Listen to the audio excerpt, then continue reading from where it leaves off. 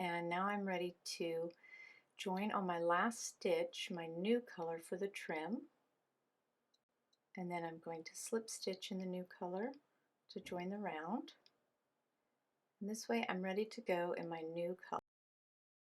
I'll start with my chain 3 that counts as a double crochet, and then in that same stitch I'm going to double crochet 2 more times.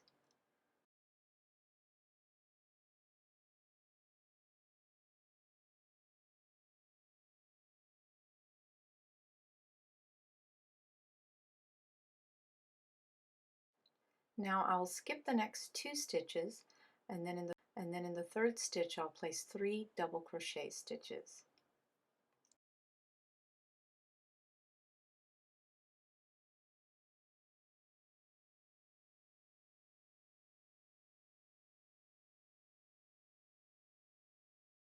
And then repeat that again. Skip 2 stitches, place 3 double crochets together in the next stitch. Just continue that all the way around.